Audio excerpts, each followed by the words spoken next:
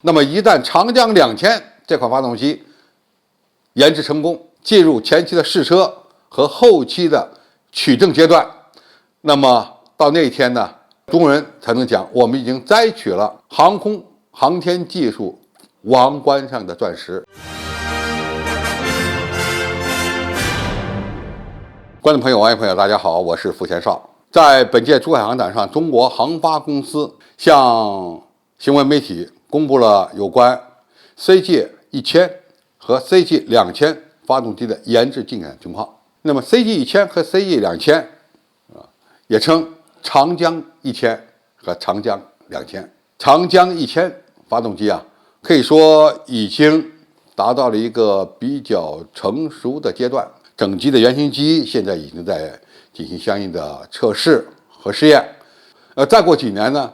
长江1000就有可能进入试航取证阶段。一旦这款先进的民用涡扇发动机技术成熟，就有可能装在我们国家自行研发的第一款干线客机 C919 上，从而成为取代进口发动机的一个选项。长江1000的发动机推力和我们现在配装的进口型的发动机的推力呢，应该要相差不多，大概在12.5吨到13.5吨这个区间。其实目前更受关注的是我们正在研发的一款更大型的宽体客机，那就是 CR929。CR929 是中国和俄罗斯联合开发的具有双通道的宽体客机。那么这款客机呢，预计是2030年完成研发。目前有报道说，一些部件已经开始投料生产了。那么 CR929 它会采用什么样的动力装置呢？目前有多个选项，有西方国家制造的比较先进成熟的大涵道比涡扇发动机，还有一款呢是俄罗斯在现有发动机平台基础上改型而成的。当然，最终这种国产的宽体客机有可能会选装我们自行研发的长江2000发动机。那么目前长江2000发动机的研制进度如何呢？在本届珠海航展的中国航发的展区，我们看到了2款民用大涵道比涡扇发动机的展示。其中一个呢就是长江1000，它的比例是1:1，在它旁边有一个个头只有它一半大小的大涵道比的民用涡扇发动机的模型。尽管它看着比较小，其实它的尺寸、推力都要比长江1000大很多。它的最大推力据说能够达到35吨，研制一款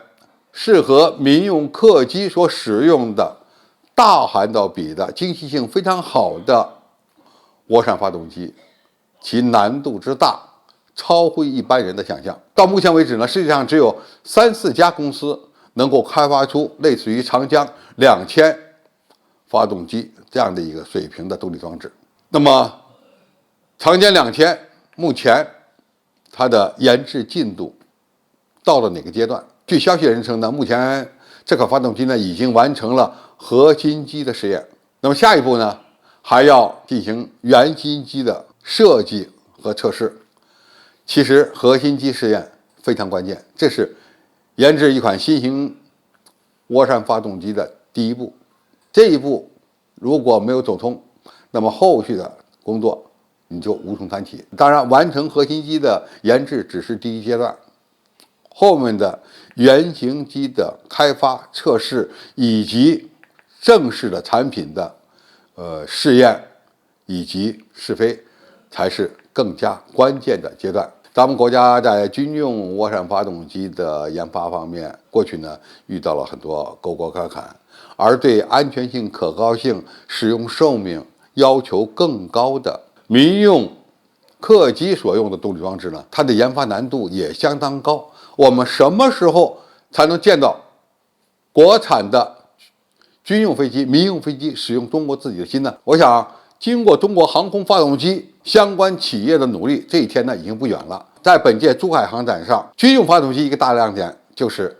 歼20隐身战机已经配装了中国芯。中国的大推力军用发动机，它的技术已经成熟了，完全可以配装在我们的第3代战斗机、3代半战斗机以及4代机上，执行相应的飞行训练和作战任务了。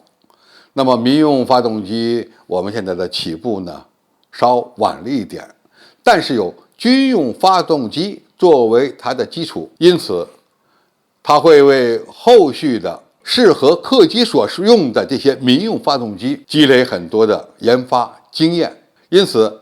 从目前的发展进度看，我个人看法，长江1000系列的发动机，它的进展还是相当顺利的。如果没有我们大推力军用发动机的